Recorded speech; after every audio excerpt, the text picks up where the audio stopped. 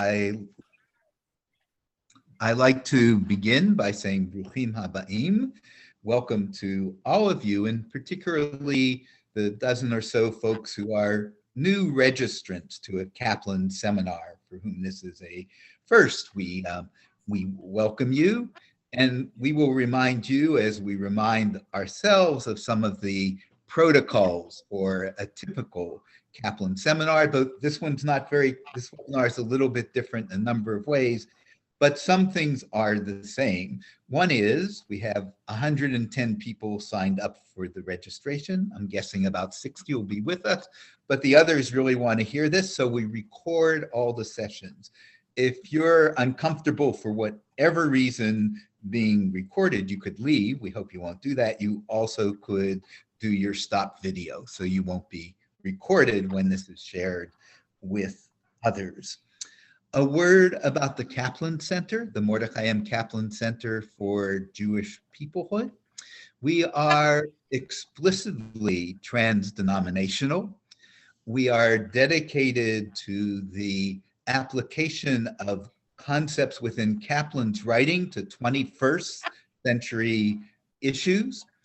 And we always appreciate dialogue as we go through our seminars. To say that we are trans-denominational is also to say, if somehow Sasha Sagan would show up on our webinar, she would be more than welcome, because she is among the many people that have very diverse connections to the Jewish people. And that's all one needs. If you're connected to Judaism, the story of the Jewish people in any way, you've arrived at the right place. And we thank you for being with us.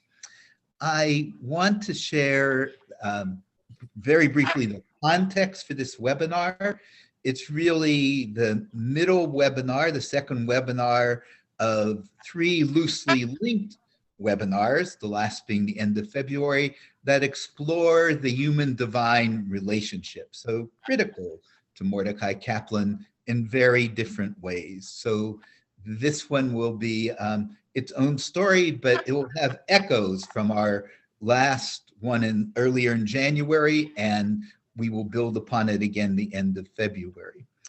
So I am going to take you to, this is sufficient, since we have 3 really outstanding presenters, this is sufficiently complex. I think it will be helpful if I share with you an overview and where we will be going and what we will be doing today. Part of the orientation is to say that if you're comfortable when we begin, you might switch to speaker screen. A lot of you people probably are on speaker screen, but if you don't want to hear a spec within a larger screen but want the 3 speakers to come forward, all you need to do is to switch to the speaker screen. So our flow to, I just want to double check and make sure I'm being audible. I've had a little trouble with my computer. Would someone confirm that you are hearing me and I'm coming across clearly? Yes. Hearing you just fine. Yes, Jeff. Very good, thank you. Yes. But there are some open mics or speakers that are interfering. Yeah, so you were all muted, but you will have opportunity to unmute when you have a comment in the places where we've structured for that. But for now, please stay muted until that time that you want to be sharing. So here's the flow of our time together. We're going to give you a chance to see all 3 speakers, hear their voices, and have them weigh in on a question of the terrain we will be exploring. Namely, do they think Sasha's world is the world of those who are spiritual but not religious? That will be a very short excursion.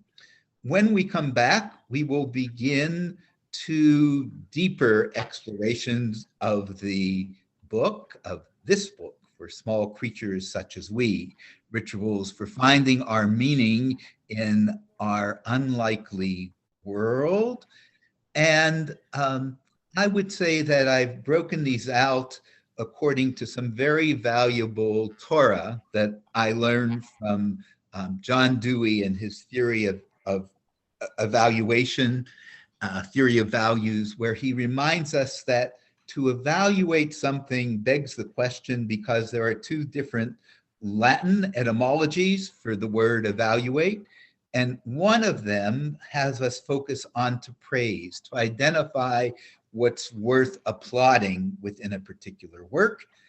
And the second etymology points to not praising so much as appraising and doing a careful look and putting the concept in the construct of the highest standards we have for understanding spirituality, religion, peoplehood, and seeing where that volume falls. Little later in the program, we will have a quick date, since we have a number of educators with us, and this will be of value to all of you, I believe, on new resources coming to the 21st Century Capellanian Vision of Jewish Education project. And always, we aim to end, we will end by 1:30 Central, 2:30 Eastern, formally. But we found that some of the richest dialogue happens in that half hour that we allow for people to just hang around and offer some new comments as the ideas sink in. So I think that's quite enough prelude. See, more people have joined us.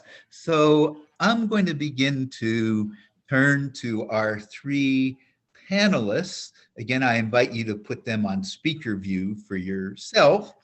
And I'm going to ask each of them, I will introduce them, and I will ask each of them to respond to a question that I hope will orient us in terms of the conceptual terrain that we're exploring. So our first speaker I will be checking in with is Rabbi Dr. Tzemah Yoreh, who is the leader of the City Congregation in New York, a humanist congregation, a biblical scholar, one of the intellectual leaders of Jewish humanism, and a prolific author. He's published collections of humanistic liturgy and in-depth analysis of individual Bible stories, which are quite wonderful. I've had a chance to read some of them. Our second speaker will be Sarah Brammer-Shlay, who is in her last year of rabbinical college and has made her way around the world of reconstructing Judaism these last several years with a wonderful program called the God Cafe. And you'll hear a little bit about that as we go through. And the third of our speakers that you'll hear today is Rabbi Sandy Sasso, a dear friend, colleague. She is the Director of Religion, Spirituality, and the Arts Initiative at Indiana University, Purdue University. She's a nationally acclaimed author of children's books that aim to foster the innate religious imagination of children. I should add that Sandy was our guest last year on a wonderful celebration of her new book, Judy Led the Way, about the bat mitzvah, now 100 years ago, almost, of Judith Kaplan Eisenstein. And we'll be repackaging that and sharing those resources as we move into the celebration year so that people in the Kaplan Center can have access to that. And I'm pretty sure that within a couple years, we'll have occasion to mark the fact that then it will be about 50 years since Sandy became the first Reconstructionist rabbi to be ordained and the second woman rabbi in North America. So we always welcome Sandy and her participation. So I want to queue up, as it were, the initial question for exploring. I reread my 2021 Pew report this morning and was reminded that 40% of North American Jews say that their primary identification with Judaism is cultural, in some sense cultural. Only 21% say their primary identification is religious. Doesn't mean there isn't crossover. And we're guessing, best as we can put that together, there are at least 20% of Jews across North America who might describe their connection to Judaism as spiritual but not religious. So I asked Tzemah, Sarah, and Sandy to sort of weigh in on that quickly before they take you to a more in-depth exploration of the book. So Tzemah, would you say that's correct? Is that the land we're living in? Is that Sasha's territory?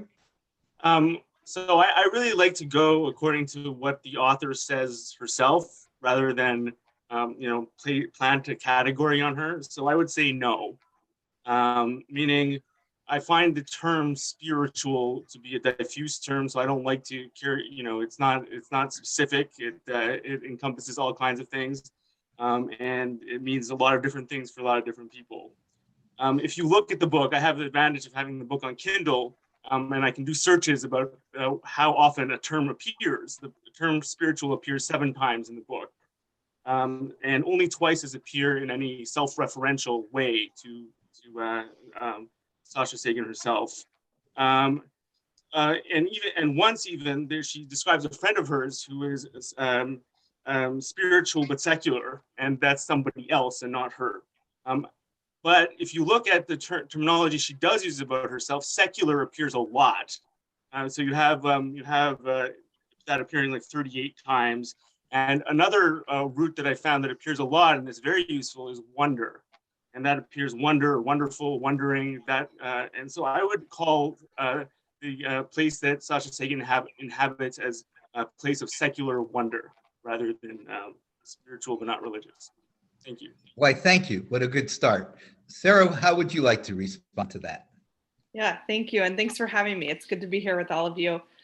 Yeah, I agree with a lot of what Tzemah said of my hesitation around the word spiritual, because I think it can mean so many different things to different people. And I'm thinking about a colleague and mentor of mine, Sarah Chandler, who often reminds me that like spiritual actually means like the inner voice, the inner wisdom that we have. And I do think that throughout Sasha Sagan's book, that is really what she's emphasizing. Is like, how do we pay attention to that inner wisdom? I think, and we'll get into this more later, I do sometimes hesitate with the distinction she makes between that and kind of communal religious practice, because I don't think that's a binary by any means, but I do think she really is emphasizing what does it mean to listen to our own internal wisdom and our own internal guidance as a way to kind of find meaning and, like Tzemah said, kind of secular wonder in the world as well. Very good. Thank you for that start. Sarah and Sandy, would you like to weigh in on this as well? Thank you. It's the first time I've met Sarah and Tzemah, so it's really nice to be with you and to learn from you as well. So I would also add the Pew study when they asked people what religion they are, a larger and larger percentage says none. That's their response, and I think that's fairly accurate. I think whether you consider her spiritual or not, whether she refers to herself as that or not, really depends on what you mean by that term spirituality, which is so amorphous. So my personal understanding of spirituality is living in awareness of the sacred, the sense of wonder of all the world around us, a recognition of transcendence and interconnectedness. And it's very much expressed or rooted in experience and encounters with the world. So in that sense, yes, her encounter with science and the world around her, I would refer to as spiritual. I do think the same thing that Sarah said, she separates it awkwardly from religion. And if I could just add this sort of metaphor note, I think when Moses ascended Mount Sinai, he had a spiritual experience, transcendent experience. The concretization of that experience was the Decalogue or the 10 Commandments. Moses' experience was spirituality. The Decalogue was religion. And Sinai without the 10 Commandments is just another mountain. So that's my sense of where she was and why worry about not having any container for the spirit. Okay, thank you, Sandy. I can tell it's going to be a very rich discussion. I also want to welcome Rabbi Aaron Hirsch onto the call. Aaron will be collecting your questions that you can put in the chat room, and we will revisit those about midway through our morning together. So welcome, Aaron. And I'm going to turn back now to Tzemah. We'll go Tzemah, Sarah, Sandy again, and ask him for a bit more in-depth set of insights about this volume that he read and what he thinks it has to offer us. So, Tzemah? Thank you, Jeffrey. So I really enjoyed the book, just right off the bat, and I also appreciate the way you're organizing this Deweyan way of appraising a book. I feel it is a wonderful way of appraising books, and I wish critics adopted it everywhere. So I really appreciated the warm and personal style of writing.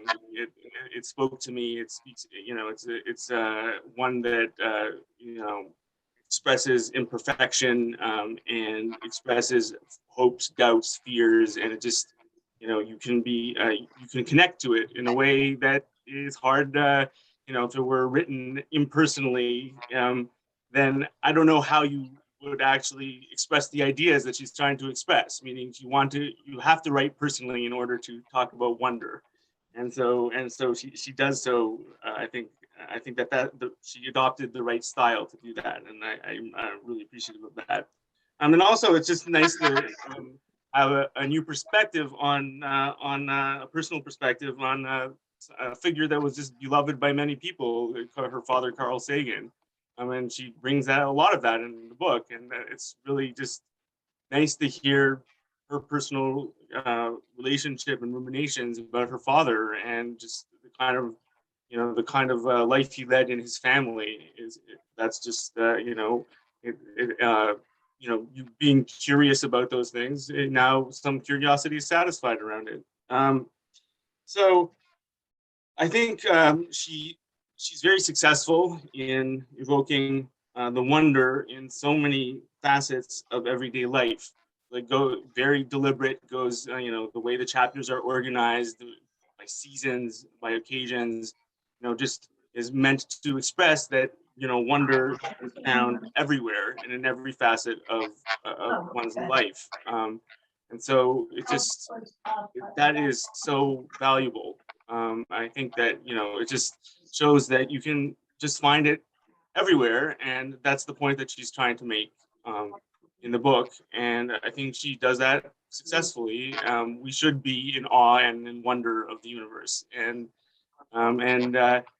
how she does it is very personal. I wouldn't do it in the same way, and other people wouldn't do it in the same way as well. But it's not, you're not meant to replicate. It's not, you're meant to see and adopt some parts of it, and to be inspired by others to go on your own path. And I really find that in the book. The other part of what I found wonderful about this is that Sasha Sagan is the kind of Jew that inhabits my congregation. Meaning I'm the rabbi of a humanist congregation, and the rabbi who is not named, that she refers to several times in the book, who officiated at her wedding and who gave her the liberation Haggadah that she uses, is my predecessor at City Congregation, Rabbi Peter Schweitzer. So so it's really, she's a type of Jewish person that I encounter all the time. Not exactly though, because she is clearly an individualist and does not seek to belong to a community or a congregation of cultural secular Jews. So and that's a path that many, if not the vast majority of cultural and secular Jews have chosen to take. But yet it is really, it's inspiring. It's a validation of that way of life that and I think it's valuable for people in the communities that I inhabit to read such a book, to be inspired by this form of somebody who identifies as Jewish, frequently throughout the book has adopted some Jewish traditions, has continued some Jewish traditions, speaks about Yom Kippur, about Hanukkah, about Passover Seder, but in a way that is very, I would say, that is quite similar to the way many Jews do Judaism, and it's validating and inspiring for that kind of Jew, and there are lots of Jews of that type out there, and so. And that's why this book, I think, is a very valuable testament to how you can live a meaningful life and have with that kind of philosophy. And so I think that, from that perspective, it's a wonderful book.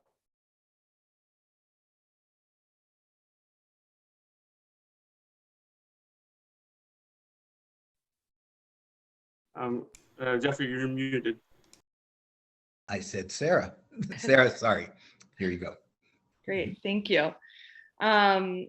Yeah, I agree that there's like a lot of interesting insights into this book, and I think a lot of frameworks that can be helpful to step into. And throughout, I kind of want to organize these thoughts into two main buckets. And like Jeffrey said, when he introduced me, one piece of work that I've been working on for the last few years is this project I call the God Cafe Project, where essentially I found that in liberal Jewish spaces, there's often a hesitation or sometimes an avoidance in talking about God.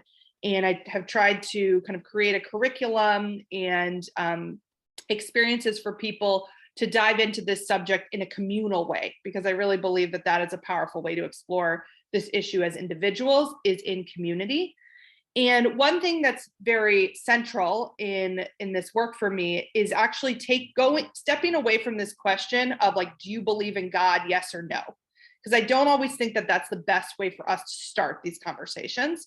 And I instead root in experience. So moments of personal experience where people might have found themselves connecting to or grappling or questioning what they think about God and divinity. So that's just a little bit of background on kind of some of what I'll be bringing in. But the first thing that I kind of took away as the IKAR, like the core of Sasha Sagan's book, is that one, that people have the agency to make and notice meaning in their lives and create rituals to mark time. One thing I really loved about this book is that I think she's like handing over to people a lot of agency and autonomy and authority to create meaning in their lives. And I think that that is a very powerful thing and is really core to the work that I hope to do as a rabbi. And I want to read one quote from the book that stood out for me. This is in a chapter where she's talking about springtime festivals. And she talks about the First Fruits Festival that her mom kind of instituted as a yearly tradition in their family. And she says, gifts were exchanged, but the biggest gift was the idea that celebrations could be invented, that we could choose to honor what was most meaningful to us, that and the knowledge that spring was finally here, end quote. And she talks about this kind of idea as we have the ability to create rituals and moments of sacredness in our life, in terms of weddings as well. And I think for me, that is a huge takeaway of this book, is what does it mean for us to each see ourselves as having the ability to mark time in a sacred way, and whatever we mean by that word of sacred. And really emphasizes the power of ritual too, which I think is something that in the Jewish tradition is so powerful about our tradition, that we have Shabbat every week, that we have Havdalah to end Shabbat, that we have rituals around death. That ritual can be a really powerful thing to hold us in moments of joy and in moments of pain. And that's something that we have the ability to create for our own as well. And that has been really core to my work in talking to people about God and divinity, is that when I do a God Cafe workshop, I start early on in the session by saying that I believe that people have the natural authority to make and notice meaning in their life. And I felt very connected with kind of the core of this book, in that she was really believing that and saying that too.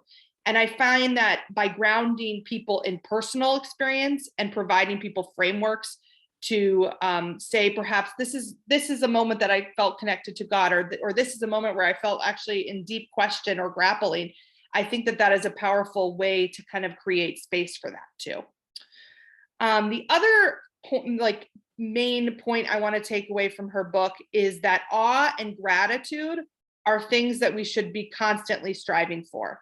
And this intersects with my first point, and that ritual is actually a way for us to ground and create opportunity for that. You know, every morning in prayer in the Jewish tradition, we have Pasukei de Zimra, which are just psalms of gratitude that actually we, in the Mishnah, we're told that the rabbis, they meditated, is kind of how we often translate it, but they prepared themselves for an hour to get to the point of the Amidah, to get to this point of prayer. And how did they do that? And how have we kind of created the Siddur, our prayer book, over the years, is by having gratitude be the way to get us to reflection and preparation. And so that is very core in her argument too. She's not talking about Pasukei de Zimra, but she is talking about the ability to kind of connect to moments of awe and gratitude. And there's one line that I really loved in relation to this that I want to say. She says, "And then there are the quiet moments in between when all the joy and sorrow seem profound only to you," end quote. I love that line because I think that and part of my impetus for creating the God Cafe project I've worked on is that I think sometimes we have these moments in our lives where we think, wow, that was really meaningful, or that was really painful, or that was really awesome, but I don't know how to express it to other people. And so I think when we can both holding on to that kind of private sacredness, but also having space to share communally, I think can be a really profound experience. And I just want to end with as I stated earlier, one thing I often do in talking about God and divinity with people is to ask this question: tell me about a specific time in your life where you found yourself connected to or grappling with God and divinity. And there's one story that was shared with me that I have permission to share from someone that I think really reminds me of what Sasha Sagan is doing in her book. This person said to me, "I always had a strong connection to nature. After I came back from the hospital, after surgery, after being diagnosed with cancer, I was healing at home and felt very vulnerable emotionally. I believe I was open to something that I probably wouldn't have been if I hadn't had cancer. I was walking the dog as I did daily. I felt emotionally raw. To this day, I remember the picture of the sky and the trees and the birds were so vivid color-wise. The bluest I had ever seen in the sky. The sky felt more expansive than it was. This feeling stayed with me for a few weeks, but then it went away. I felt a very deep connection with something supernatural, something divine. I didn't label it at the time, but I felt I had a sense of a universal force I had never experienced before," end quote. And I think in those moments, like this person shared with me, and like what Sasha Sagan is talking about in her book, where we open ourselves up kind of emotionally, we also open ourselves up to awe and gratitude. So those were kind of my major takeaways from the book. Thanks, Sarah. And Rabbi Aaron Hirsch, a little later, who curates our Kaplan Center educational resources, will share with us, we're so glad to be a platform for the God Cafe, and she'll share with us how you can access Sarah's thinking and some of the resources that she's developed. Sandy, your turn. Thank you. Well, I'm very interested in hearing about the God Cafe, because what you're doing with adults is what I have always wanted to do with children. And there is a certain sadness that I feel that children grow up and don't have that opportunity to speak about the sacred in their lives. So the first time they do it is when they're with you, and that shouldn't be the case. And a lot of the kind of children's writing that I do is to say, you know, children experience the sacred, and I would say the divine, quote unquote, and we never give them the language to talk about it. It's not that they don't have theology. I actually think they have theology. I just don't think they have the words in which to express it, and we have to provide the language for that. And just because you mentioned what you did, I have to give you an example. So I would often tell kids that, you know, you can name God out of your own experience, and read one of my children's book and encourage them to believe there are many names for God. And I had one young man who came back after being in the Persian Gulf War and said, remember, you told me I could name God. I didn't know what to name God then, but I know what to name God now. God is my trampoline and what allows me to bounce back, you know, after I fall down. So we just don't, I think we need to give permission for this conversation that is, I would say, non-supernatural. And we don't do that. And that saddens me. And it's what I'd like to do with kids. So I also look, when I went to rabbinical school, 1969, hardly believe that. I mean, people weren't really experimenting with rituals all that much. And it's one of the things that the early students at the rabbinical college did. We wanted to personalize the ritual. And the difference that I see between what Sasha Sagan does and what we were doing is, we were personalizing ritual, so it became meaningful for each of us. And I get the sense, we can talk about this more later, that she's customizing ritual, that it's very, very individual and hard to share in a community experience. But I want to talk about a little bit more about what I did appreciate. So and they both related to life cycle. One was about death and one was about birth. And there is a wonderful passage, I don't know if any of you have the book with you, page 140, but just before that, on page 138, she said something. Oh, it's 130, I'm sorry, 138, 139. She said something that I never considered before. And I hope somebody can help me figure this one out. It's the paradoxical, she talks about the yahrzeit candle, of how, you know, how it lasts for 24 hours. And then she says, it's the paradoxical antithesis of a birthday candle that gets blown out right away. And I thought, I never put those two together. Why do we blow out the birthday candles right away?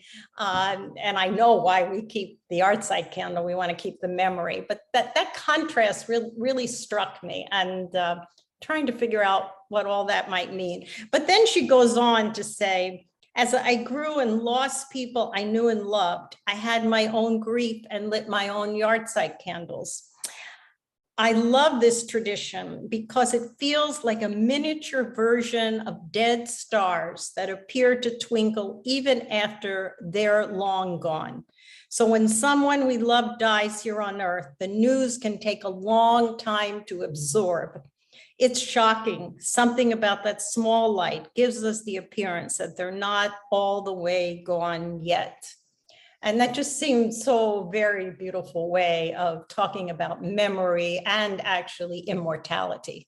And I really love that. And then there's something similar when she talks about birth, which she does on page 154. It's a little longer than we all want to read, but she talks about when I saw Helena for the first time, her baby for the first time, she sees all her ancestors, you know, she sees all the past contained in her. Like, does she make their faces, their sounds, have their talents, their idiosyncrasy? I don't know, but in the days and weeks after her birthday, I marveled at the uncanny familiarity of a particular smirk. It was unmistakably my grandfather's. And, you know, the reason I love this so much is because I wrote the same thing when my first grandson was born. I go, wait a minute.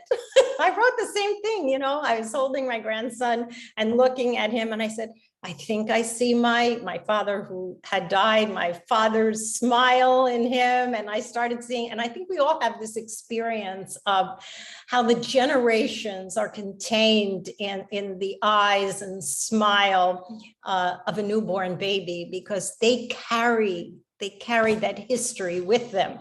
And yes, and someone said Hannah Senesh, and you know, the thing with the stars, it reminded me exactly about Hannah Senesh's things, that the stars continue long after they're gone. So those were very poetic moments that I really appreciated a lot. Well, we'll talk about why worry, how this doesn't get translated into something that can be transmitted to another generation and a community. But these passages were very beautiful. Thank you, Sandy. Thank you, all three of you. And we will get back to Sandy's question in just a moment. Want to acknowledge one other person on the call, and that is Dr. Deborah Schein. And I do that because Dr. Deborah Schein and Rabbi Aaron Hirsch are going to address something that is a challenge for the Kaplan Center, which is, it's every webinar about this point, I begin to worry, are we really going to have enough time for the dialogues, even with the extra half hour? And we're doing something about it this time. I want people to be aware, Aaron will say more about this, Rabbi Aaron Hirsch, but that we're setting up a 2-session book club with Aaron and Deb Schein to explore further. So I want those people who are feeling there's so much here, I didn't have a chance to read the book yet, I didn't watch the Google video, that there will be opportunities even beyond this time to explore, and that will be very valuable. We did say in the initial publicity, and here's a different kind of interlude for us, that if people had a chance to read the book or watch the video, we'd take a few minutes here before we transition into the more critical assaying the value of the book segment of the webinar, to make time for you to share an impression, not the questions. Aaron is charting those, we'll come back to those. But if you read the book, watched the video, and had a quick impression that you'd like to share, we have time for 3 or 4 of those before we move on to the next segment of our program. So what I'd ask you to do, if you did read, appreciate, want to share, is to unmute yourself and within a minute, let's give you that time frame, share what you appreciated about the volume. And again, critical questions will come later as well. I will. Because at first I thought, why am I reading somebody's diary? This is really silly. Please identify. Oh, there you are. I'm sorry, Esther Miller. Very good. Hello, Esther. Hi. Nice to see you. I thought, why am I reading somebody's diary? This is silly. And yet, as I got into it, I thought, wow, the author tries to be careful about using the term universal, but it almost sounds universal to me in terms of the people I know, both those who are Jewish and not Jewish. It's a lovely exposition.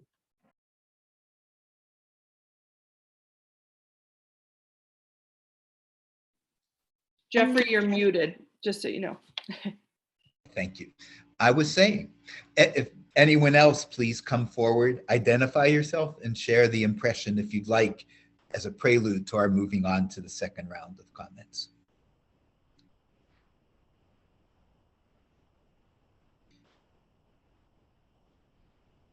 Okay. No, it looks like Henry had his hand up. Henry, thank you. Thanks, Sandy. Good to see you after many years.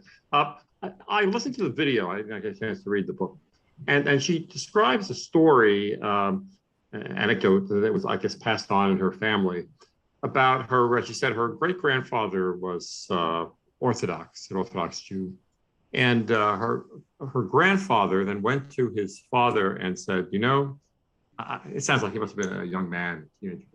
I'm not going to keep kosher anymore. I'm not going to, I don't believe in these things. And so I'm not going to keep the religion the way that you do. I'm not capturing exactly the words. It might be important. But at which point he wondered what, what response that his father, this Orthodox Jew, her great-grandfather, would say. And he said, you know what, the worst thing that you could do is to keep these beliefs and keep these practices if you really don't believe in them anymore.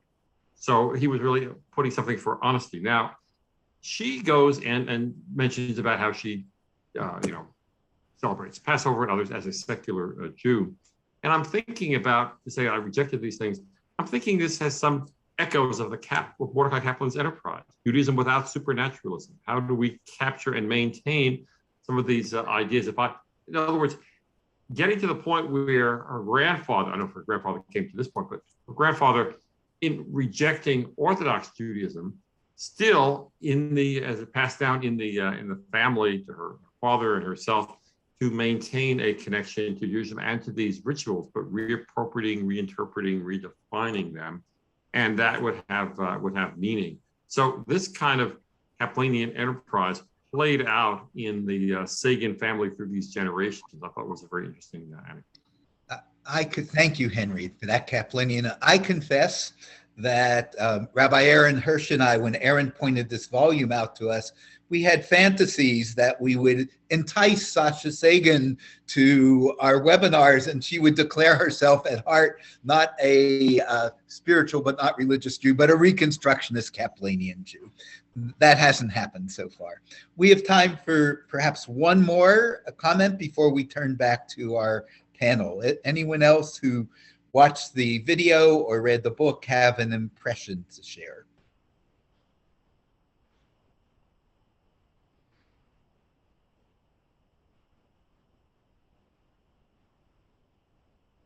Okay, and you'll have time again later to join in, and we're going to turn to our panel in reverse order now.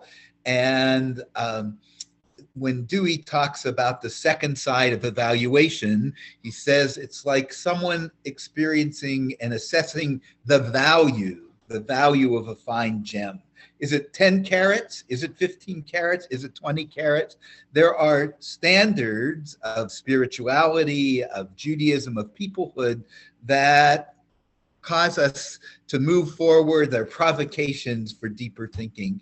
And we wondered what our panelists think about what Sasha Sagan might look like if it's incorporated into a different construct, perhaps their construct of spirituality, peoplehood, Judaism. So Sandy, we're going to start with you. Okay. Well, so I actually had trouble reading this book because I constantly wanted to say, be a part of a community. I mean, this felt so private, so very private. And it was lovely as a private reflection of, somebody's connection to the spiritual, to the religious, to wonder. But I said, so I felt that it was very private. And I also felt that it would be hard to transmit to generation after generation. So her understanding of religion, Sasha's understanding, and I think Judaism in particular, is relimited to supernaturalism. Like what she is rejecting, I don't believe in. She's not rejecting something I have affirmed, and therefore I can go along with her. It's clear that she desperately needs rituals and community. I mean, she talks about all the time that religion does offer, but it seems like she's afraid to adopt any of them that have existed before. I mean, maybe she'll pick and choose one or two here, that somehow if she adopts them wholeheartedly, she's denying science and maybe even dishonoring her father. I get the sense that, let's not embrace this, because who knows if I'm going to be veering toward religion, and that would be terrible. So look, she says things that resonate with me, but then rejects the form in which they're expressed Jewishly. Like she says that as a scientist, you should take the ideas of those who came before you and taught you and disprove them. It's not what a rabbi does. Well, excuse me. I've been a rabbi for like 48 years. And my job is not to just uphold the tradition. Clearly, I didn't uphold the tradition when I decided to go to rabbinical school, right? My job is to make meaning out of tradition and renew it, okay, which is very different than what she was talking about. Then, for example, she says, I have a few examples just to give you an idea where I was going. She says, I won't tell my daughter there's a man who created everything and lives in the sky. And I thought, well, neither will I. I mean, what is she rejecting? I mean, most of us have long ago rejected that, I think. Then she says, I will let her choose what she believes. And my work with children says it's very hard for them to choose something that they haven't learned anything about, right? I mean, if they're not immersed in conversations about what it means to connect, to wonder and the spirit and et cetera, then how do you make a choice? I don't know how to make a choice. The Genesis account is a beautiful myth, right? And so an incredible piece of poetry. We don't have to, and we all say this is reconstruction. So it's not meant to be fact, right? It was never created as science. And if we could only appreciate it for what it is, we would gain something for it. So a couple other examples, like about her daughter's birth, which I thought she spoke about so very beautifully. She says, it's obvious that our daughter deserved to be welcomed in some formal way. Maybe a party or a secular ceremony we invented, but I was not prepared. To me, that's exactly why we need prepared rituals. I mean, you don't have time or the ability to create something as rich as a ritual should be when an event happens. And something like this, for example, when I was at the congregation, I had a friend of mine who was not Jewish, she had a Jewish family say, my mother died and I condoled with her. She wasn't a member of the congregation. And I said, so when is the funeral? She says, oh, we don't believe in that. We don't believe in any rituals and we're not going to do anything. And like months later, she called me, she says, I was wrong. I need something. I haven't been able to say goodbye. But you can't expect people to create ritual at moments of transition, liminal moments. Those take time. And that's why it's comforting to have a ritual that some others have helped to fashion. I don't think you can invent a ritual tomorrow. Okay, that's very important. Same thing with bat mitzvah. Someday, my daughter will take another transition from kid to adult. It will be a long series of small steps. We'll throw her a party if she wants one. We'll help her prepare for a ritual or ceremony of her choosing. But the moment will take place in her mind, not necessarily in front of her community. Why reject bat mitzvah? Change it if you want, refashion it, reimagine it, make it a meaningful event. But there's no sense of community, that you're not doing this coming of age in the context of community of which you will be a part. I wish you could see the traditional rituals, however modified, sort of can also contain a genetic code that she talks about, that we all contain, that allows the dreams and visions of a people to continue. It seems like a lot of what she writes is more about rejection than renewal. She says how her grandparents kissed the mezuzah, but dafka she won't. Why? Why could not that be made? But Sandy, I just have to interrupt. She doesn't until she went in to play her grandmother in the play in Los Angeles that her mother was staging.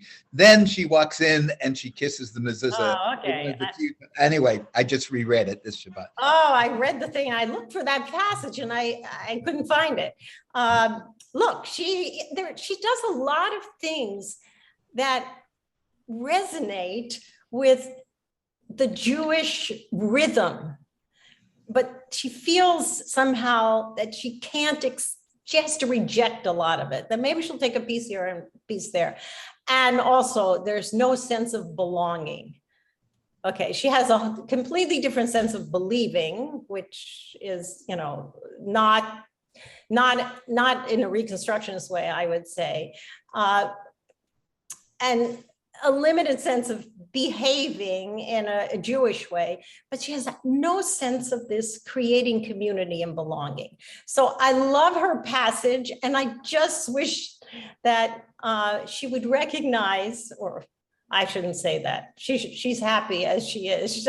I'm happy for her, but I wish for us that we could create for our children a religious experience that is so meaningful that they would not want to reject it. They might want to tweak it. They might want to renew it. They might want to transform it, but they wouldn't want to throw it out altogether.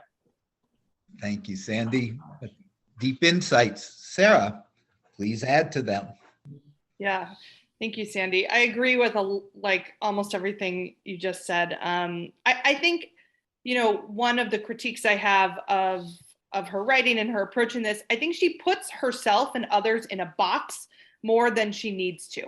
I think at times that she contradicts herself a little bit with, there's sections of the book where she says, it's okay to not know. Actually, that's like one of the most profound things that my parents taught me.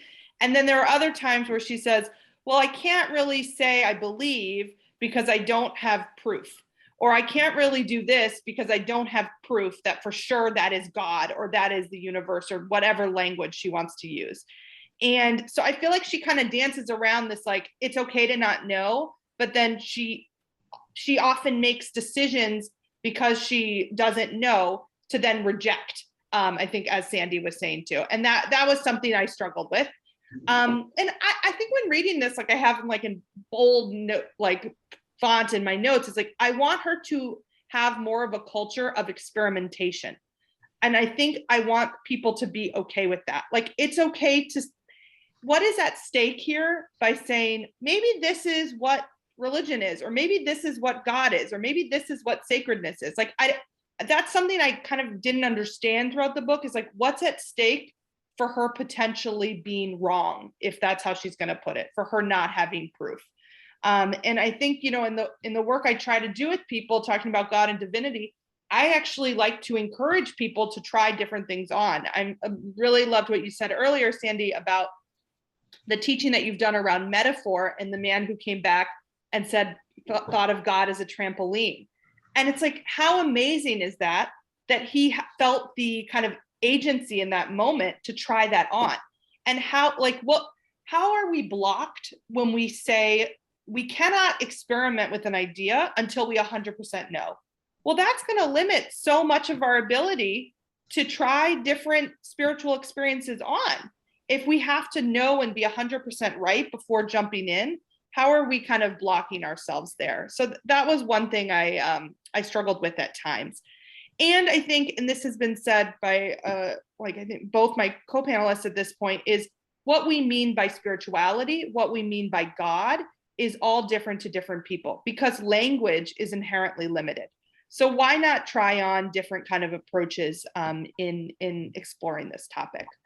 And one thing I do in the God Cafe workshops is, like, I have like 3 group expectations. I don't like to have a lot of rules, but one of my rule is get rid of the feeling. And some people might think this is anti-Kaplan, but I think it's very aligned with Kaplan. Like, get rid of the feeling that you have to be rational all the time and that you have to be articulate all the time. Like, sometimes we get to our best ideas and experiences by allowing ourselves to be messy. And I think sometimes I wanted a little bit more of that in this book too. It's kind of just permission to be messy and like try try different ideas on. And it's okay to contradict ourselves. That is part of being human. Like, part of growing and personal growth and communal growth is the ability to say, oh, I thought this way a year ago, and now I think differently. That's actually a very mature approach. I think that is like very human, and I wanted a little bit more of that at times too. And there was one quote. So she started every chapter, for folks who haven't read the book yet, with quotes from other authors and thinkers that she was inspired by. And there was one I pulled out because it felt very Kaplan-esque to me, and it was from Karen Armstrong. And it was in chapter 2, and it said, religion isn't about believing things. It's about behaving in a way that changes you, that gives you intimations of holiness and sacredness. And I feel like I wanted her to, it was interesting to me that she used this quote, because sometimes I didn't feel like, kind of going back to what Sandy was saying about the believing and behaving and belonging. I don't think she actually always leaned into this, but I really love this idea that religion doesn't have to be about believing things. And I think that this was a point where she really said, well, I just can't get behind belief.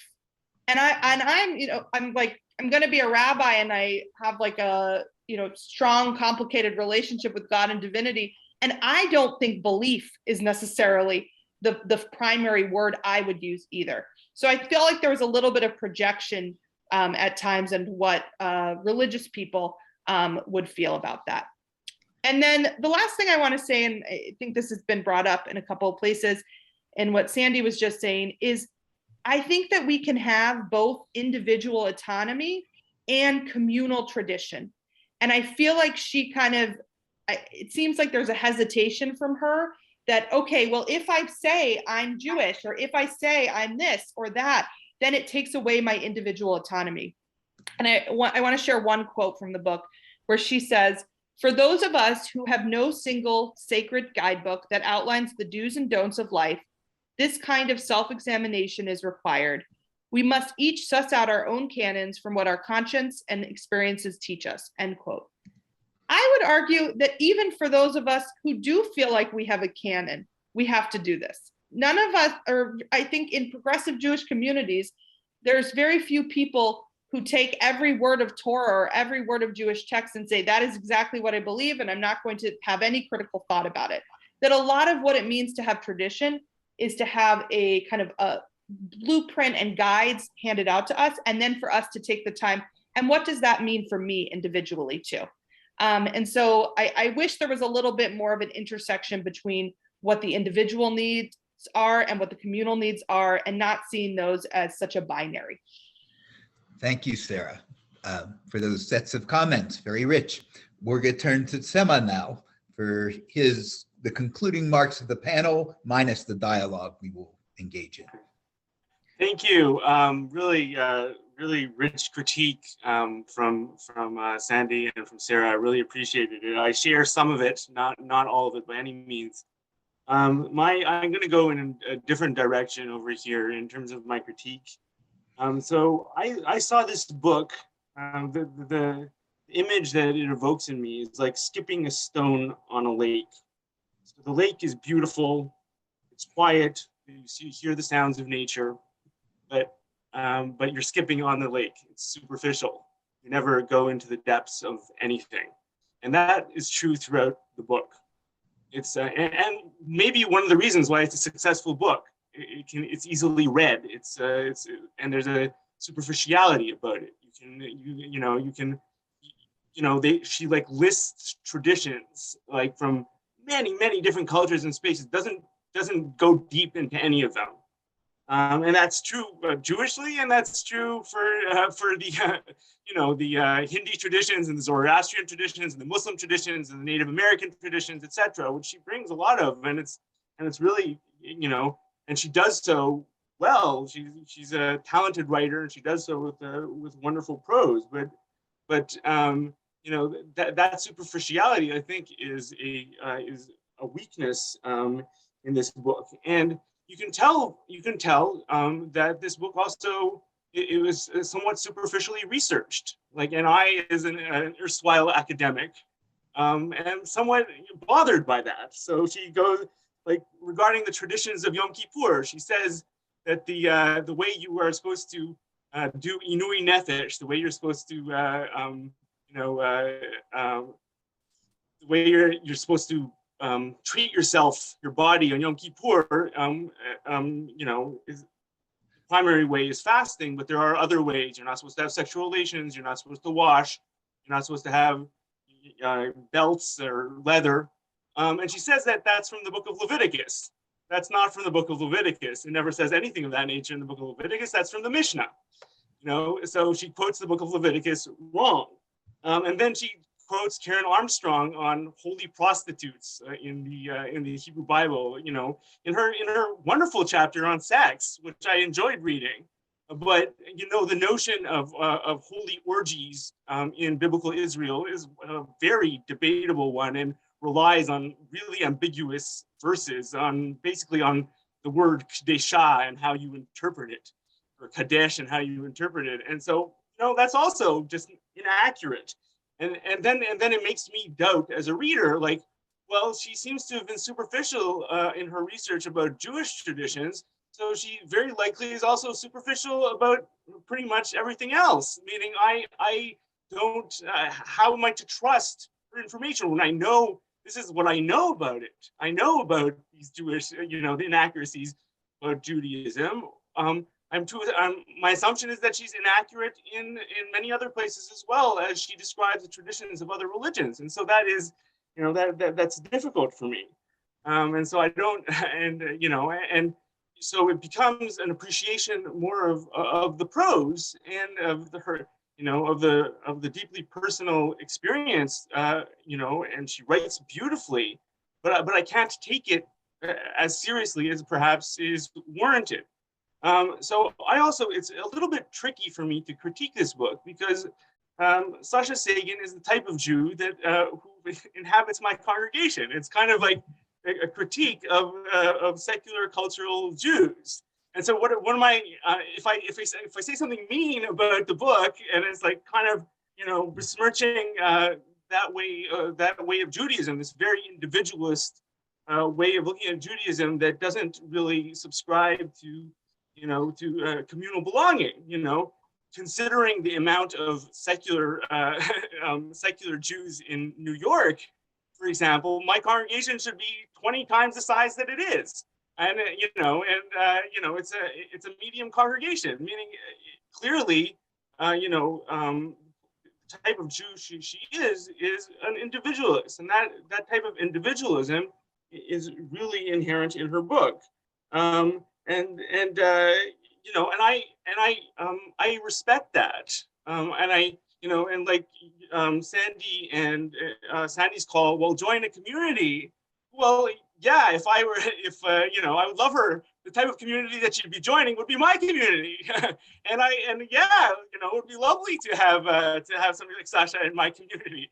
But people like her are resistant to that, because it takes a certain type of person. Well, I reject traditional Judaism, but I'm still tied enough to the culture and to the traditions that I want to be part of a community. And that's like a place, the Venn diagram is actually very small, the number of people who buy into both of those things.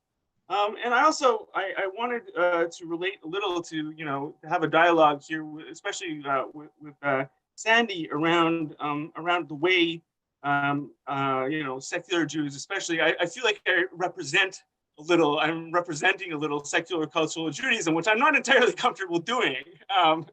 I inhabit somewhat of a somewhat different place myself personally, but I feel that I have to do so to some degree. And I would say that language, we spoke about that it's not as important. Language is critically important to cultural secular Jews. Critically important to say what you believe. That is on the manifesto, on the flags of the humanist movement.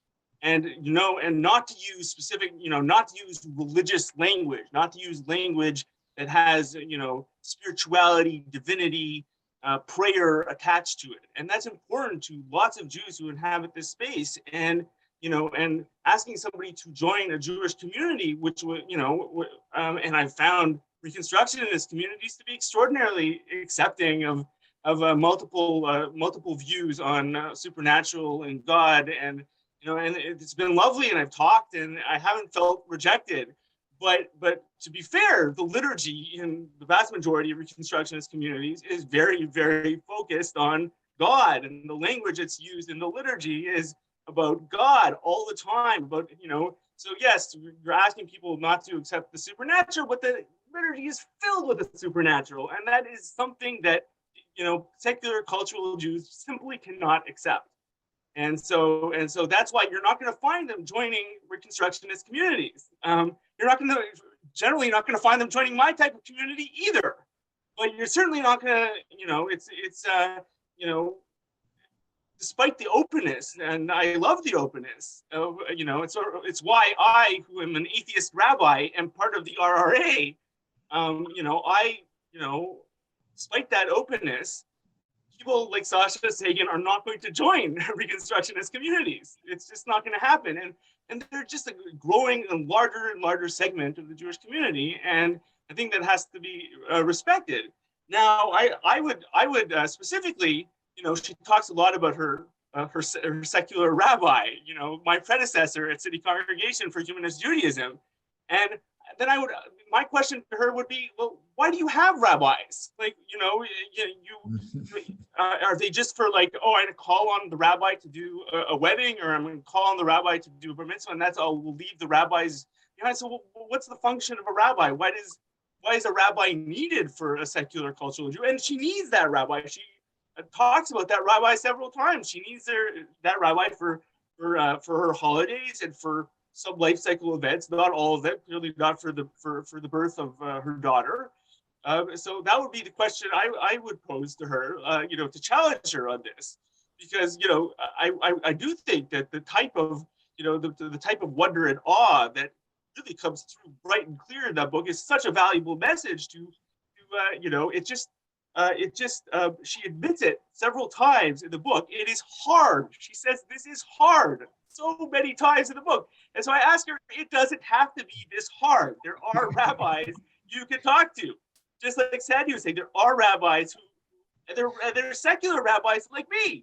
You can go talk to me if you have those kinds of questions. It doesn't need to be that hard. There are people who have reinterpreted Kaddish, she said, or the Hanukkah blessings, or the Seders, or everything. It's out there, and she does not go to it. And that, I think, is a weakness and a question that she could be legitimately asked. Tzemah, thank you. And we're going to tear one definition of a rabbi is their Baal Sheilot, or the master of questions. And we've asked Rabbi Aaron Hirsch to track those questions. And Aaron, we'd ask you to sort of summarize them, give them back to us. And I'd ask our panelists to be attentive to perhaps one of them that they'd like to respond to. There will be many, many. I just want to say one quick thing before I turn it over to Aaron.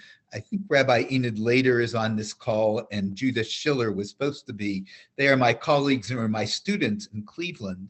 And when we did a book about engaging families and family education, one of the things we noted that I think is relevant here, Sasha wants to be eclectic. We're all eclectic. We bring a lot of things in.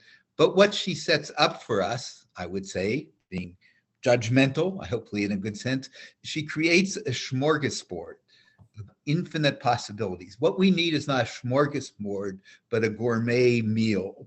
And were she to reside, were any of us to reside within a particular religious tradition, we have the opportunity for depth as well as breadth. Anyway, that's an observation from me. Aaron, Rabbi Aaron Hirsch, you ready to share some of the questions that have been and comments that have been percolating? Sure. There's been very rich, sophisticated commentary in the chat, and I hope you have read in more detail and more specific comments and questions than I am going to be able to share in this limited time. there are a lot of people on this call talking about the way that they understand God in a non-supernatural way, in a way that isn't literally perhaps following the words in our prayers or in the Torah. And I think those of us who end up in the Kaplan Center webinars do think deeply about these issues and have found ways to connect, you know, just regardless of our, you know, reticence about traditional teachings. And it called to mind for me, who is her audience? Because frankly, I don't think it's us. I think her audience is those nuns, the people who don't have religion, or, you know, feel like religion and spirituality are separated. And part of what I liked is that it was, for me, that it was a popular, I think it's written for a popular audience, and people that I want to understand how to talk to, people who wouldn't get on a Kaplan call. And so I think one of the overarching questions is, there are so many ways that each of us knows how to think about God in ways that resonates for us. And to my mind, that it sort of begs the question, how do you open someone, a conversation with someone with different, who is sort of rejecting a God that you don't necessarily represent, that isn't authentic to you in the first place? Because, you know, she's the interested, thoughtful person who I would love to have as a parent in my religious school. But her ideas, but if she doesn't come in the door, right, or she doesn't join this webinar, how do we have that conversation? How do we make sure that her kids read a Sandy Sasso book, for example?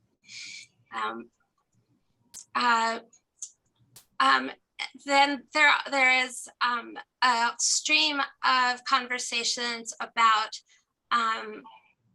I would say,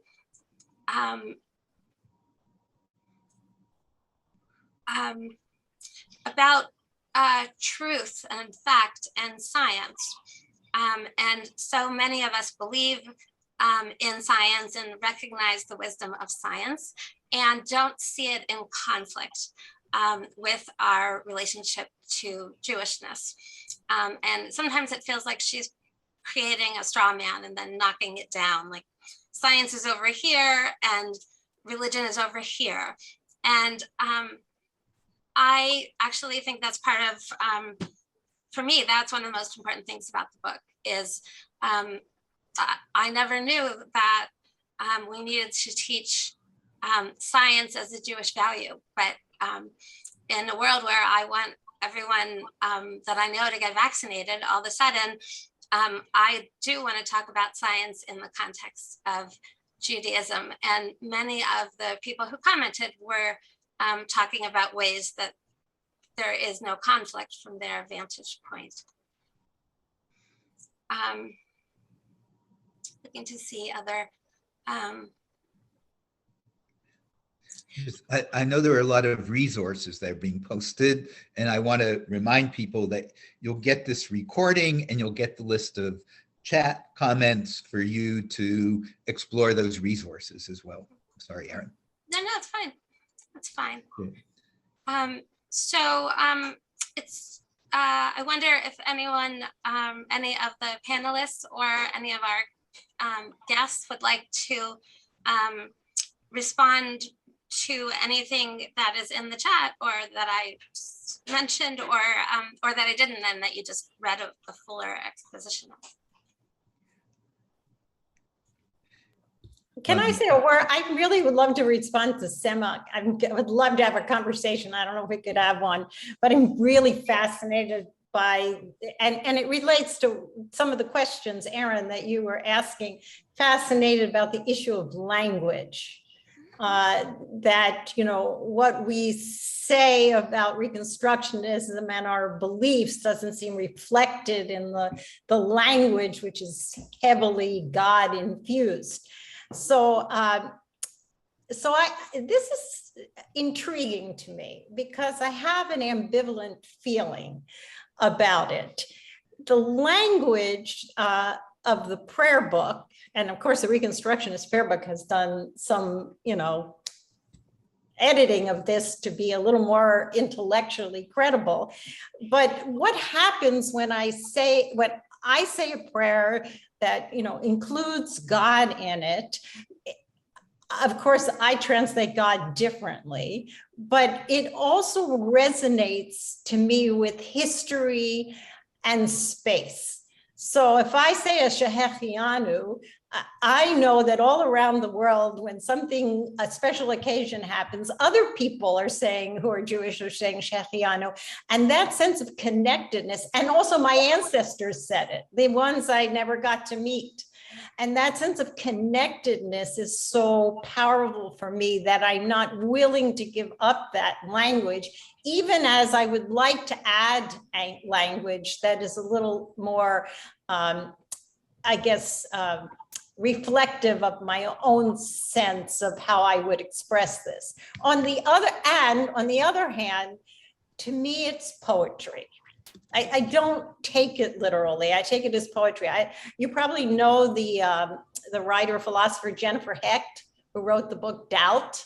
And I remember I was in conversation with her once. She's also Jewish, and she, you know, basically talks about a secularism in some way. And when she finished talking, I said to her, "You know what? You and I agree 100%, but I believe that what I'm saying is poetry, and I believe in metaphor." And she says, "You're absolutely correct." So I guess that, how do you take the language? You take it as poetry or fact. So that was one response to what you said. And can I have one more response, Aaron, to one of your questions, and I'll let go. How do we get people, you know, all of us on this call are here because we care about our Jewish traditions and ways of re-understanding it. How do you get somebody like Sasha Sagan to be part of this call?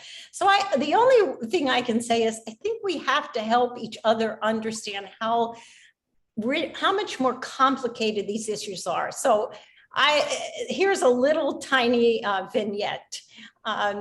I was on a plane and I was sitting next to an astrophysicist, and he said to me, "Listen, oh, you're a rabbi. I know everything about religion. It's all contained in the sentence, love your neighbor as yourself." And I said, "Yes, that's very lovely. And I know everything about astrophysicists. It's all contained in the phrase, twinkle, twinkle, little star." And so if we could only recognize that it's so much more complicated than the simple ways people want to define these disciplines, we might be able to have a really rich conversation. Thanks, Sandy. Thank you. Go ahead, Erin. Would anyone else like to? I do. Sandy, that was great. I don't know if this is helpful, but there's new neurological research being done on spirituality that shows that spiritual and religious individuals are more resilient. And so while I was listening to the very last part, I don't know what triggered my brain to think this, but I was thinking those individuals who Sasha would fall under, who can't quite grasp or accept or be flexible or resilient around the idea of God, are not resilient. And so what Sandy is saying, she is a resilient too. She's spiritual and she's religious herself. And so she can grasp and use religion as poetry. Anyway, I throw that out for food for thought. Anyone else? Can I say a few words here? Sure. I'm a Reconstructionist from way back. And I became a Reconstructionist assuming that we can think differently, that we can go back to our sources and redevelop them. When you talk, Sandy, when you talk about our poetry, this is the poetry of the rabbis who were not even in Israel, who were in Golis and were in touch with Indian philosophy and Sufi and all of those spiritual languages. Can we re-look at the term God? Because I was with Kaplan almost to the end of his life. And he was constantly searching for a new meaning of God, God as the spirit which comes from the Jewish people.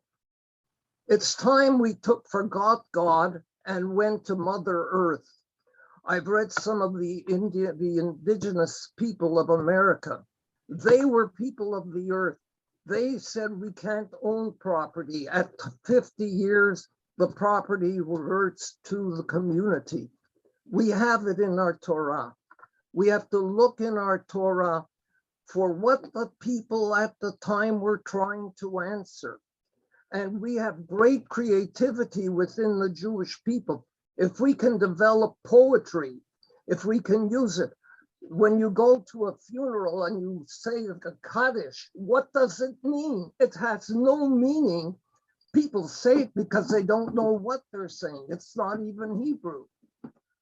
You read Maya Angelou has a poem which has more meaning to a person who is burying a relative than anything that the Kaddish can do if you read it. Okay. There's so much out there, and we're depriving the Jewish people of that entrance into humanity. The essence of our Judaism must be to find within our history the humanity which our rabbis and our scribes tried to bring to us.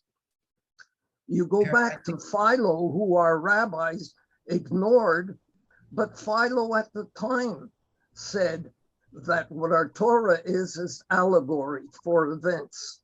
The creation story has been used by many other people beside the Jews. We developed it, and people, if they understood what we have done through the centuries, have searched to give meaning to Jewish life. And how do we determine it now? That is the basis of where we should be going. How do we give meaning to all those people who Sasha Sagan is talking to? Thanks, Jack. Jack, I hope you'll stay on for the extended conversation, which we will have shortly. Erin, perhaps we should give Sarah and Tzemah room for one last comment, and then I know you have some resources to share, and then we can return to these and other questions, if that makes sense to you. So, yes? That's fine. Yeah. Okay, so Sarah or Tzemah, this is very... I'm happy to start. So Sandy, thank you very much. Of course, there's a fascinating conversation to be had. I'm of I'm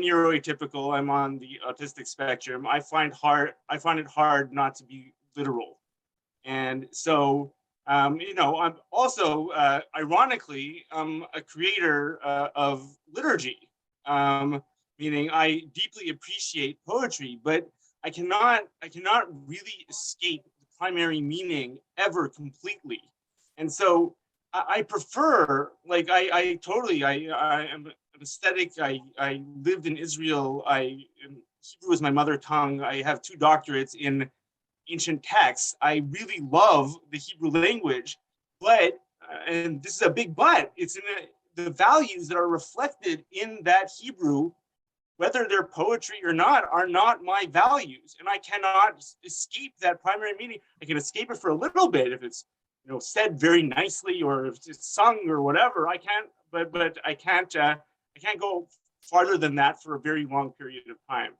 So just that as a start for a conversation on poetry.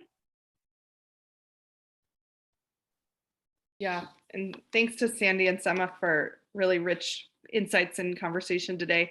I'm appreciating what Rabbi Aaron was saying around who this book was written or not written for. A couple months ago, this book was in my apartment and a friend was over who's pretty Jewishly involved. And she saw the book and she was like, let me know if I should read it. I hadn't read it yet. And this week I told her, this book isn't for you. Like, it would feel a little too, I don't mean this in a patronizing way, but it would feel too 101, I think, for people who have a lot of ritual in their life in a kind of complex and communal sort of way. And I'm glad this book exists because I do want people to have ritual and meaning in their lives. And I think going back to what Sandy was saying earlier is, for me, what does it mean to be a human? It means to be in connection with others and in connection with the broader world. And I actually don't think that's contrary to what Sagan is saying. I think that she is saying humans should be in connection with each other. And for me, I guess I do want there to be more spaces where individuals can say, oh, this moment was really meaningful to me. And I'm not even sure why, but I just want to notice that and take appreciation for that moment and sit in that like awe and acknowledgement. So I'm grateful that this book exists, and yeah, just really kind of agreeing that this might not be the book that everybody on this webinar is going to go to for their theological exploration. But I think for some people, it's going to be a really good entryway to thinking of how to mark time and space in their lives. Jeffrey, you're on mute. Would you like to, at this point, say a little bit about the book club for those who want more? Again, that's apart from the extra 20 minutes or so that people might want to hang around, that you and Deborah will be offering, and then perhaps share the latest infusion of resources to the 21st century Kaplanian vision of Jewish education, particularly our work around lifelong spirituality and God connection that Sarah's God Cafe relates to. So turning it back to you. Okay, I just put in the chat a quick description of a book club that Deb Shine and I are going to have as a follow-up to this. We really want to just create opportunities for people who would like to read it further or, contemplate the issues that are in it. We'll be selecting excerpts and meeting probably about 2 times. And we just want the conversation to keep going. This is the Kaplan Center's first book club. And that's co-sponsored with the Reconstructionist Educators of North America, we should add. Yes, absolutely. Yeah. Yes. I'm sometimes aware of how different the different audiences are who participate in the Kaplan Center.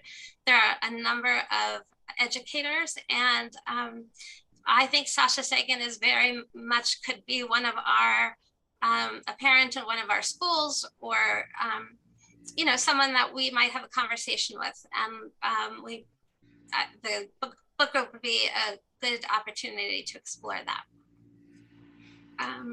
So on the Kaplan Center website, we try to put materials that relate to what we've done. So you can see Sarah's God Cafe, an article about Sarah's God Cafe is here, as well as a source sheet referring to it. And Jeffrey recently contributed an article, "What is a GJGDC and how can I help my students become one?" GJGDC is a, I will give you the answer. It is a good global Jewish, I lost it, Jeffrey. Good Jewish global digital citizen. There it is. It reflects my work about Kaplan and and new technologies and digital life. So it's a resource. There's a lot there that can keep you engaged, keep your students engaged. Thank you for putting it up, Erin. Yeah, so in the education section, there is a Dan Cederbaum Prize in Jewish Education, which we have just launched, and we hope that everyone will learn about it and consider if they have an innovative idea for education that is innovative and Kaplanian in style. We have the book Lifelong Spirituality and God Connection, a Kaplanesque suite of resources. We keep adding to that as well. And we have a Kaplanian Educational Resource Bank, and it is sortable. It has all of the Sandy's books. It has many of Jeffrey's things. It has the God Cafe. So our goal is to keep growing it so that people can find all of the wonderful resources that do already exist that reflect more precisely the ideas that we have been talking about. Thank you. Erin, thank you for helping us archive, discover, and sort those resources. Very important. I have a quick announcement, and then I want to end formally by thanking our panelists, but invite you to stay on for comments that you may have that you haven't been able to share at this point. And the invitation is to here's the book description. We will send this out to you with the recording of this session.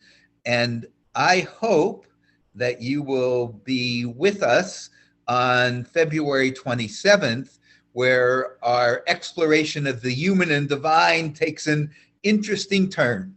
And Dr. Henry Morris, Rabbi Lawrence Pinsker, and myself will be introducing you in various ways to this figure. This is from Paul Wegner's Their Golem, the 1915 movie about the Golem legend.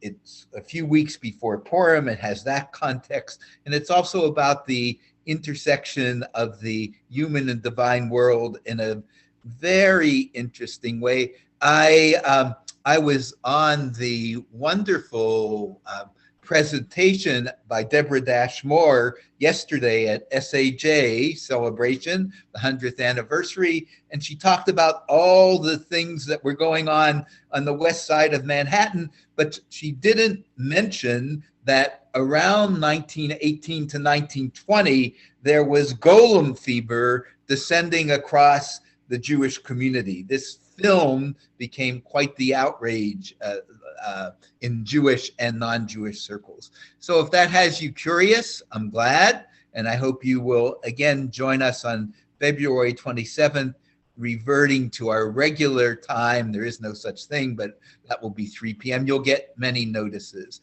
So I'm going to stop my share. I'm going to thank profusely Tzemah and Sarah and Sandy. Sandy, I believe, had to leave, but I'd be delighted to be wrong.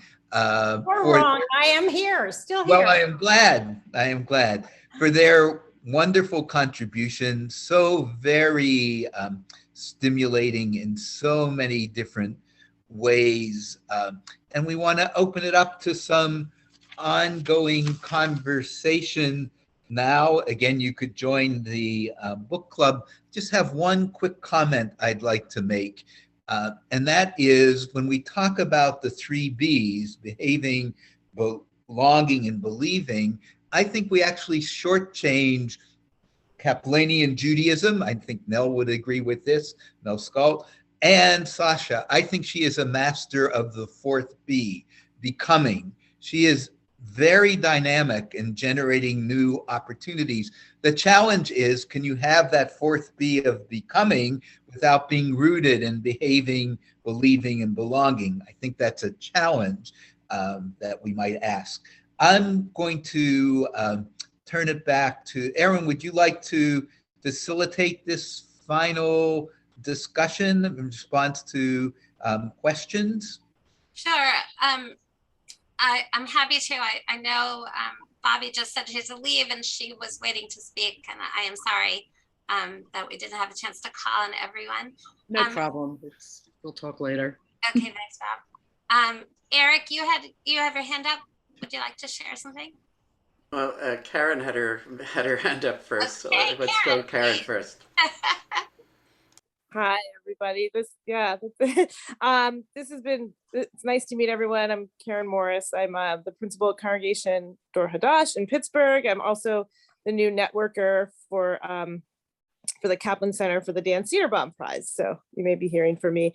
So this was fascinating. I have not read the book, I have to admit. So it was like, now I'm trying to decide now if I want to read the book. I'm on the fence. At the beginning, I really wanted to, but now I'm a little on the fence because I come from a strong ritual background, and I wonder if I'll have a lot of the things. But what I wanted to really respond to was what Aaron said about this is an important book in our, for our parents, for Jewish people, for our society, and I feel like Tzemah's talking about, the people at his congregation, but like, they're only the ones that actually show up. So how do we connect with all these other people? I find that fascinating.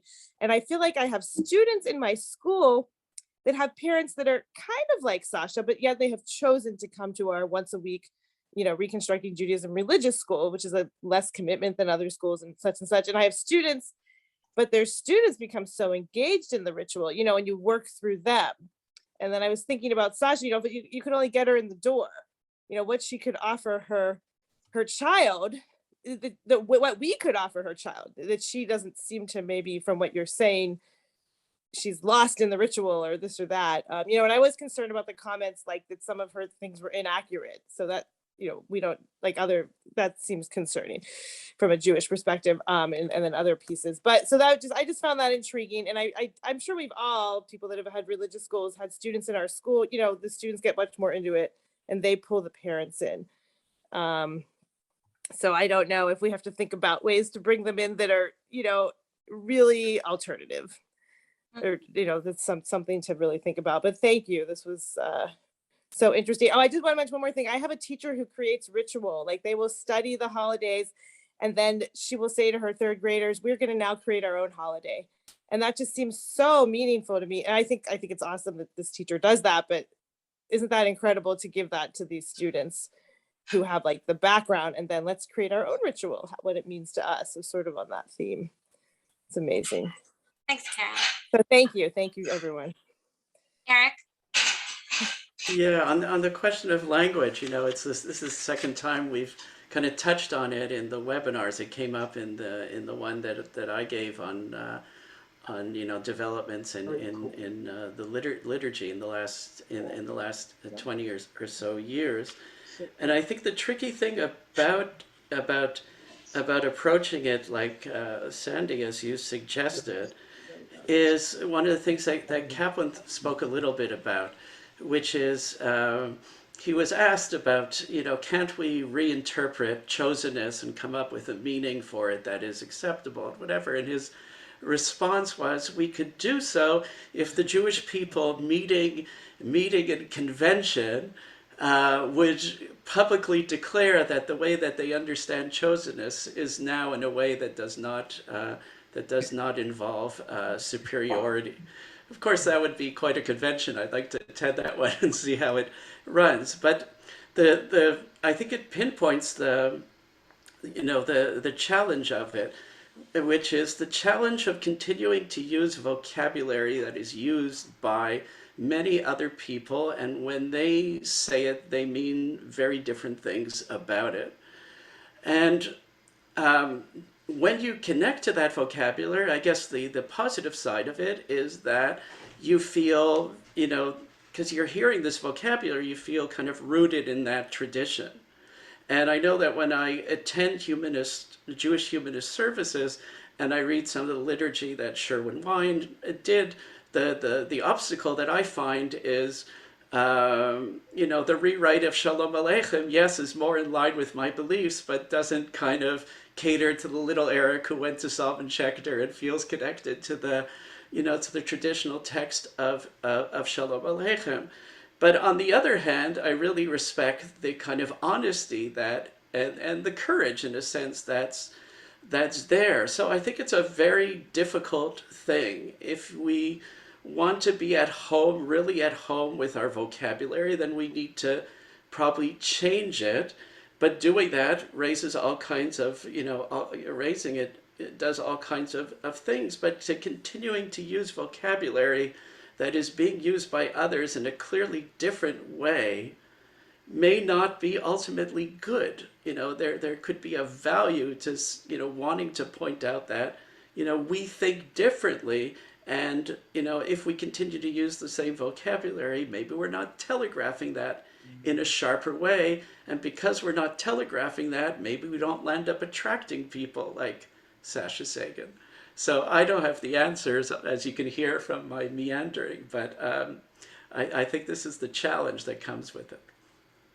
Can I relate to it for a second, Eric? I think there's no black and white, meaning I think there you can have plenty of Jewish-inspired modern poetic liturgy and the traditional liturgy, so that you don't forget it, and that those parts can be wedded together. And I think it depends on the community what kind of balance you create with it. So in my community, there is like Hine Matov or Tzadik Tamar. Those are kind of songs that we do because they're resonant, but we don't do the traditional Shalom Aleichem. We do Sharon Wine's Shalom Aleichem. Right. So, but I think every community has its own balance around that. So you can create that. Can I just add a word to that, since you addressed what I was saying, Eric? And actually, I agree with you, Tzemah. I mean, in that way, look, you take a painting and you have 100 people look at that same painting and they interpret it differently. There's no way to get a consistent interpretation. The same thing with a poem. So many people are going to read a prayer, and no matter what, you're not going to get the same response to it. I do think that certain prayers need to be changed and done away with, like we did. We don't thank God for not being made a woman, right? I mean, we don't, we use Kervanu. So it seems to me that I understood Reconstructionists use 3 criteria in determining what we maintain and what we change. And those were, they should be intellectually credible, aesthetically pleasing, and morally compelling. And I'm particularly set on morally compelling because if, like chosenness, it raises a moral, red flag, then we need to do that. So I guess I would distinguish between what we have to change and what we can leave open to interpretation, like with commentary on the bottom. That gives us many ways of understanding. Aaron, I'd like to just do the briefest retrospect and prospect.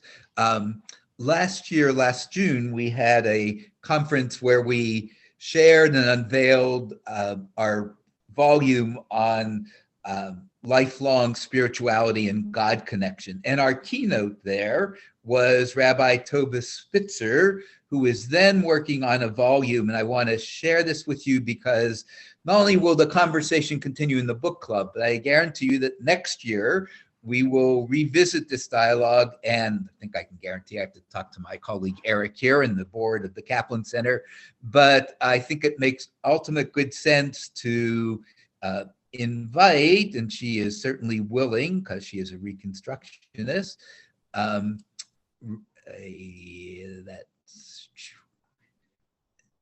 Okay, I'll just tell it to you. I won't show you the picture of the book.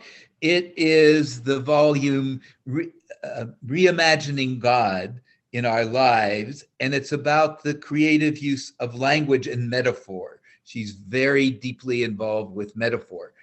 Sandy has used this extraordinarily skillfully in many of her volumes. Anyway, it's another response to how do we keep evolving our language and our concepts that help people access the divine.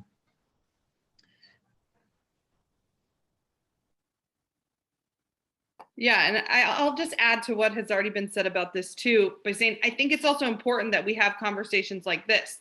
I think often when people maybe would hear a prayer that they don't relate to, or they think that doesn't actually align with my theological approach, they might feel isolated in that moment and think, oh, this must not be the community for me because I don't align with this prayer. But I think actually by creating space to say like, oh, this is what this means to me, this is what this means to Sandy, this is what this means to Tzemah, is really important in actually creating a community that is intellectually and spiritually rigorous, to say like we can have these conversations and we can be in community. And I think that's when we get to a place where we can make decisions about, does this follow like the 3 criteria, like Sandy said. But I think actually creating communal spaces for conversations are really important in creating theological spaces that both allow for diversity in approach, but also allow in like ethical grounding of what that community stands for. Deborah Shine, I'm wondering, since you will be co-facilitating the book club, if you want to share a few impressions. You certainly had comments as we moved along. Well, I'm sitting here mostly thinking about how, for me, the book and even this whole conversation, there was like no mention of moral obligations or right and wrong and how we act towards one another. It was very sort of self-centered in its approach to thinking about spirituality and God. To me, those 2 things are bigger than self. So I didn't have that thought until these conversations. If people will allow me, I know I'm taking up a lot of airtime, so I will make this my final comment. But I want to share something that came to me when I was rereading the book on Shabbat. And that is, at one point, Sasha says, well, here's this spirituality, here's how I create it. And then she actually, it's as if she looks up to the heavens, and her father is certainly being channeled here. And she said, I want to make sure that my experience of spirituality somehow mirrors the laws and rationality that's in the cosmos. And she says that as if she's radically breaking from Judaism. And I want to say in that sense that you don't have to just go to Mordecai Kaplan, which we always do, but Maimonides would have agreed with that the universe is the Torah as well as the Torah being the Torah. And that kind of sense of discovering God in multiple places is very rich, and she's always apologizing for violating that. She talks about religion, and then a ritual, and then she says it's dogma. She equates those in her mind because that's how it works in her mind. And she's grown up in certain settings, and she's, I think, assimilated those notions. So religion isn't necessarily dogma, but in her mind it is.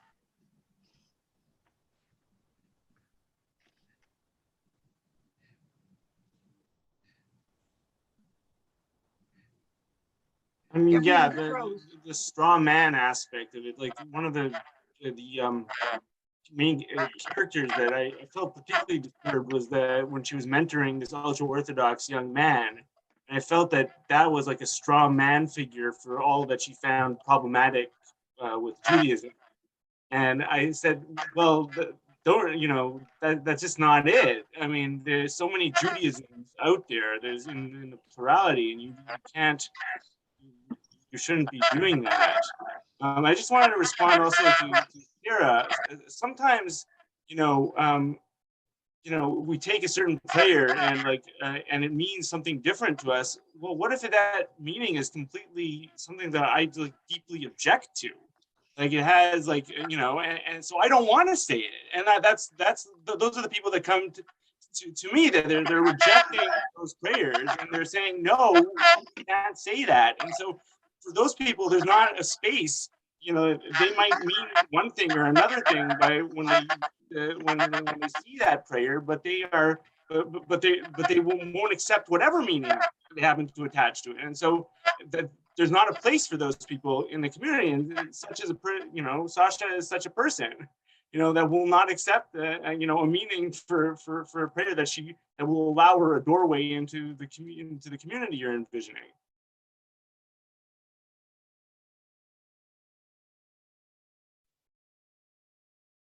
I put the information about the book club in the chat again.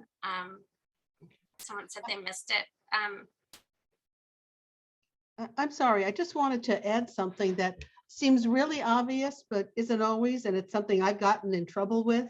But as Reconstructionist Jews, as progressive, liberal, whatever kind of Jews we think we are, we think we use the same meaning for words that people have different interpretations for. And I think this is where Sasha Sagan gets caught up. And I think sometimes this is where we get caught up when we think everybody understands things the same way I do. And sometimes we have to check that or explain, like when I say this word, this is what it means to me. You may have a different meaning for it. Absolutely. And I feel like that connects with the part that you were pulling out, Tzemah, of this interaction that she had with the ultra-Orthodox man that came into where she was working, where she was having so much projection onto what religion meant for him and what religion meant for other people, that I think that sometimes we think like religion or spirituality or God is easy for other people. It's like more complicated for us than it might be for somebody else. But actually, I think this is like an issue of projection, that we think that, and I notice this a lot in talking to people about how they're approaching God or divinity today. They think that their ancestors a couple generations back didn't have similar questions to what we had. And actually, some of the questions we're asking are probably new and specific to the time period that we're in. And some of these questions are also questions that our ancestors had as well. So I think sometimes we have this projection that other people aren't going through the same sort of spiritually complex questioning that we are going through as well. Yeah, that's reminiscent of a famous story about Martin Buber that I think fits in here well, which is someone from the Academy of Concepts, an encyclopedia that was being compiled in the early 20th century, wrote to Buber and suggested, why don't we just remove God from our vocabulary? It's so confusing. We can not give a dictionary definition for it. And Buber wrote back saying, it's the most abused word in the English language or the German language. We misuse it, but precisely because it can be so important in our lives, our job is not to discard, but to purify or reevaluate in Kaplanian terms.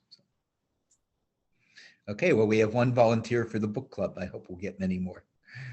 The same is true for the word spirituality. You want to say more, Deb? No, just exactly what you said, only put in the word spiritual instead of God. Right. Yeah. Okay. All right. Yeah, I just want to add speaking about spiritual, in the communities that I inhabit, there's actually a lot of disagreement about the word spiritual. Some secular humanists completely buy into it, and some reject it as religious language. And it's very interesting, specifically about spiritual. About God, there's wholesale rejection, but about spiritual, there are people in my community who will accept that as a definition of who they are. Like, they'll accept the idea of secular spirituality. So it's just so it's not exactly equal, Deborah. It's but it's, I agree with you that it's an abused term. It would be interesting to see who accepts it and who doesn't, and what's the common denominator, even if there is a common denominator. I don't know. I'd be curious. No, it is interesting, and I don't think it like falls on the net. I think some of my more ardent secularists will will accept the word spiritual, and they'll reject pretty much every other religious term, but spiritual they'll live with. And it's fascinating, actually, that the rejection of that, of the acceptance of that term and the rejection of pretty much all of religious nomenclature. Can I throw in one question? Sorry, because I'm very interested. 40% of Unitarians are Jews. And part of the reason that is the case is because they can go there and find a secular expression of religion. So actually, Tzemah, I think they should all go to you. And if you can find a way to attract them, that would make me much happy. Okay, I just find, why would they choose Unitarianism and not go to something else? So, Sandy, thank you very much for the compliment. I don't think I can handle it. Can I make one comment here on spirituality? At one of, at least 40 years ago, at a conference we had on the future of the American Jew, I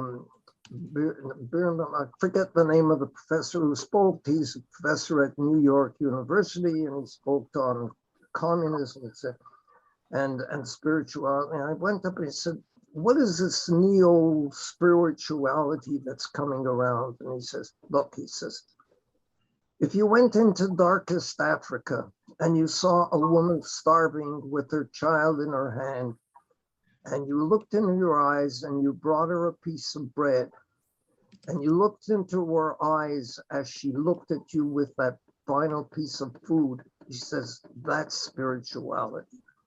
And Kaplan said it, "We repair the world by repairing ourselves, and we repair ourselves by repairing the world." And that's an important thing. And I think Sagan should be aware of that statement, which I think is more important than anything else. Jack Wolofsky, you've given us the perfect ending. It's 2:00. We extend to 2 hours, but not longer. But so that was a great insight. And I think the whole dialogue was quite rich. Stand by, you'll get a tape of this. There'll be other opportunities. The book club will be forming. And on February 27th, we will cross some other boundaries between the human and divine when we explore the golem and augmented intelligence in our life, and what it means to have human capacities to create things that once would have been thought are wholly divine. So again, our deep thanks to Sandy, Tzemah, and Sarah for a rich discussion, and thank you to the whole Kahal for their thought-provoking insights. So with that, we wish you a Soharayim Tovim, a good afternoon. Thank you, Jeffrey. Thank you. Thank you, Sarah. Thank you.